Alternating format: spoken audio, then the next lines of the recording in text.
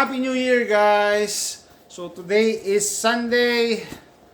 Ano ba date ngayon? 4? January 4, 2026. So, papakita ko na yung aking home defense build. Okay, complete. I think kompleto na siya. Ito na po. So, yan. Ito na yung aking home defense setup. So, nag-decide ako na finally kumuha na rin ako ng 300 blackout. By the way, na-safety check na to. And, yan. So, against my friend's advice, 10.5 inch ang kinuha ko na 300 blackout. Sabi niya, kumuha ka mga 8.5 inches daw or 7.5 inches. Sabi ko, parang masyado maikli. Okay. Gusto ko kasi pwede ko rin magamit pang hunting. Okay. So 10.5 inch parang it gives me the best of both worlds. Hindi siya masyadong maikli, hindi rin siya masyadong mahaba. Lalo na plano ko lagyan to ng suppressor. Kaya sabi ko, home defense. Okay, so dun sa mga nagtatanong, home defense, ano yan? Usually shotgun ang inaano nila, nire-recommend. Or pistol, or ano pa ba, PCC. So bakit 300 blackout? Kasi as of January 1, 2026, na-lift na yung tax stamp ng suppressor dito sa US. So, pwede na akong bumili anytime. Bawas gastos na yung 200 na tax stamp. So, sabi ko, anong pinakamagandang isuppress? Di ba 300 blackout?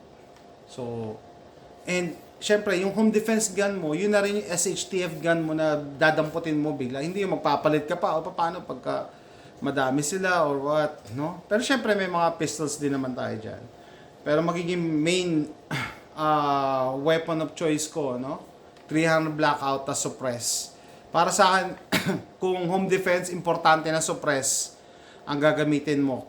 Kasi, wala kang time maglagay ng earplugs or earmuffs. No, so dito, ginawa ko rin ng video tong aking optic na nilagay. Naka-etch ang reticle nito eh. Naka-etch siya. So ibig sabihin kahit walang baterya, magagamit mo. May makikita kang circle tsaka dot sa gitna. Magagamit mo siya out of the box. Tapos, nakipag-communicate sa akin yung Zibular. Pinadala nila ako nitong grip na may kasamang flashlight at laser. Kita niyo yan, laser.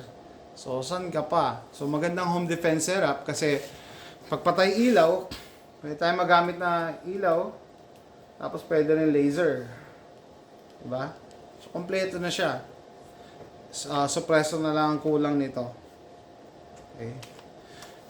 Tatandaan nyo lang, nag-ingat din ako pag 300 blackout.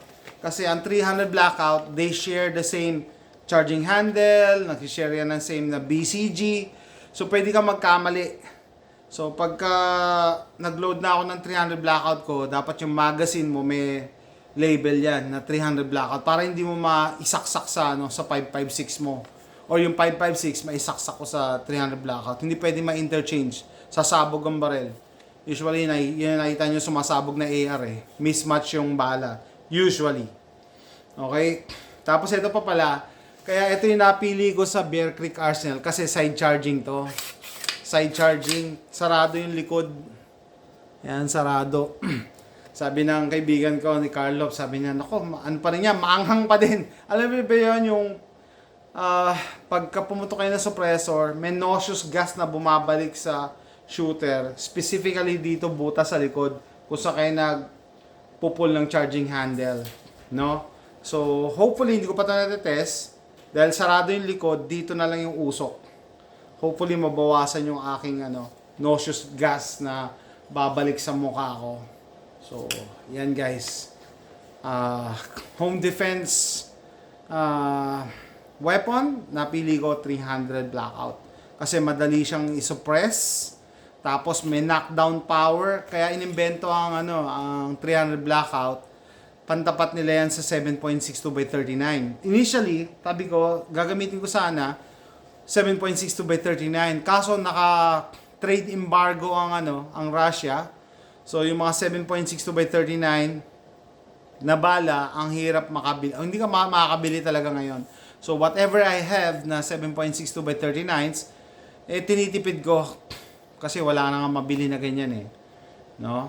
So sabi ko, sige, mag 300 blackout tayo. Plus yung 300 blackout, matagal na rin naman sa market. At saka, mas reliable siya as compared sa 7.62/39 kasi usually yung 300 blackout, brass case ammunition yan. So mas swabe yan. Mas less ang potential na mag-jam. Okay? So ito yung aking home defense setup. Pati yata yung SBR na na rin niya yung taon na to eh. So hindi ko alam kung pwede ko na lagyan siya ng stock in the future.